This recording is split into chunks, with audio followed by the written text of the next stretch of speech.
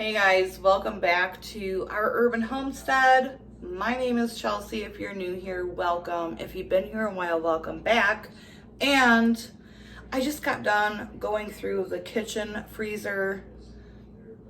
That was a hot mess. I'll link the video below in case you're interested in seeing that. But we got not dueling banjos, we got dueling crock pots, baby. Because tonight I'm going to put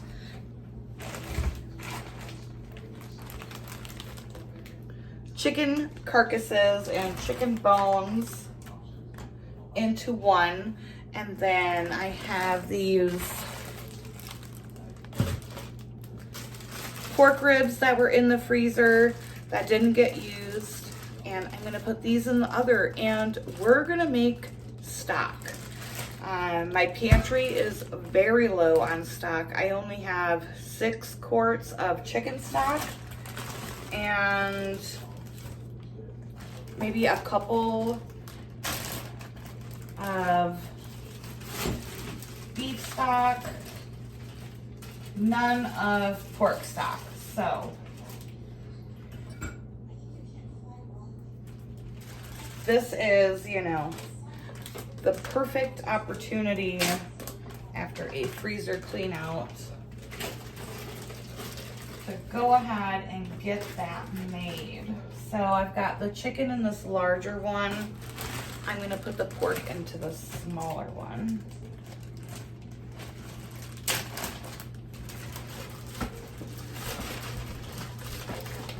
I'm gonna put your chicken in the crock pot.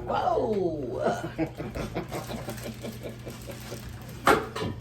Then I'm gonna cover this with what? I'm gonna fill it about, half to 3/4 full on each one. And I'll be right back.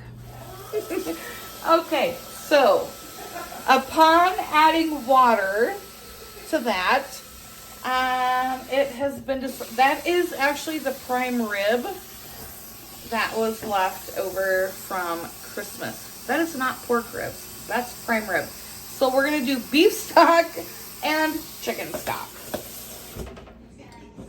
Squirrel. Well, It's squirrel. It's not squirrel. Squirrel's good. Okay, so this is gonna go on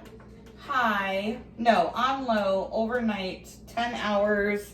Same with this, low for 10 hours. And the great thing about having a couple crock pots in your kitchen arsenal is it can work for you when you're going to bed. It's 8 o'clock. These are gonna go all night long, and when I wake up, I'll be able to make our stock. So I'll see you guys in the morning. All right, it's the next morning, and we're gonna take a look at our beautiful stock.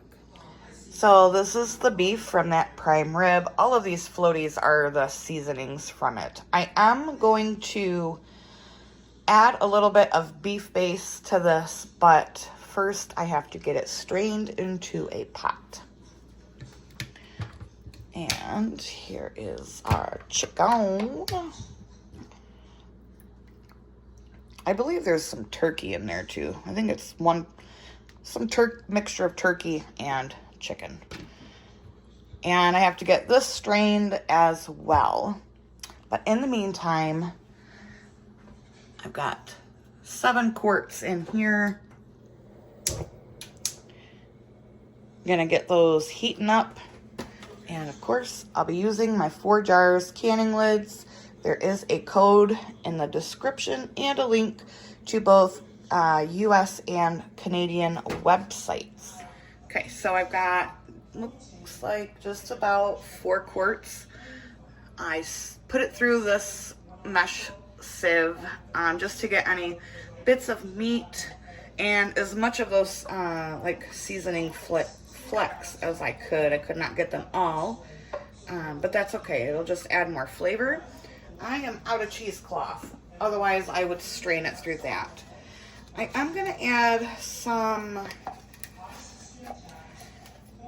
roasted beef base just to kind of heighten that flavor, because this did not have any bones to give it that delicious, rich depth of flavor that it would if we had bones in it.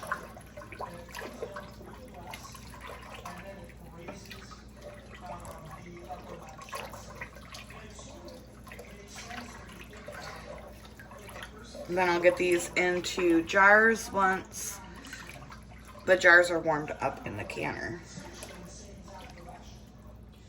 So now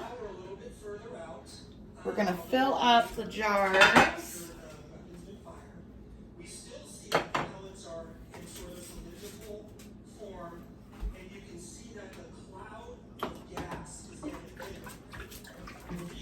You're gonna fill them up to 1 inch of headspace.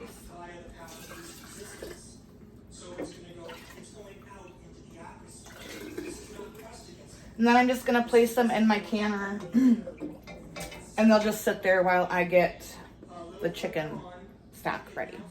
Always remember to wipe your rim very well.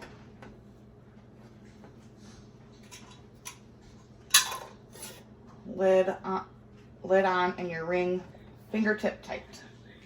So the canner has a nice steady stream of steam.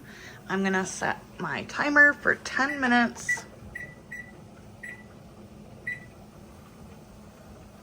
And we're gonna let this vent for 10 minutes.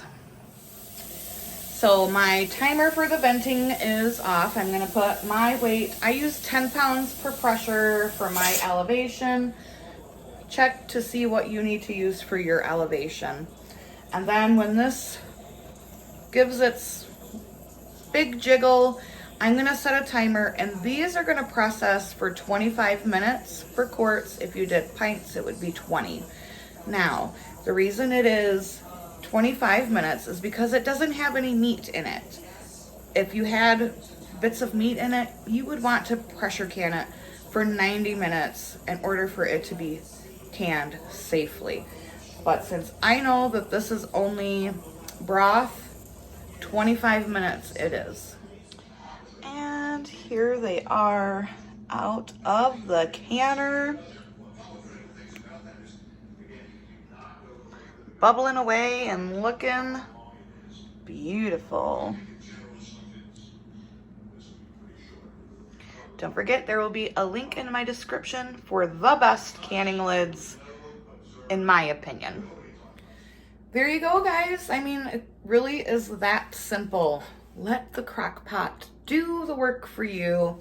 And also, you know, don't waste anything. It's so important. Inflation through the roof. 7 quarts on the pantry shelf. Not too shabby in my opinion. So thank you so much for watching. I hope you enjoyed the video. If you wouldn't mind giving the video a like, drop me a comment, and until next time, guys, abundance and blessings to you. Bye-bye.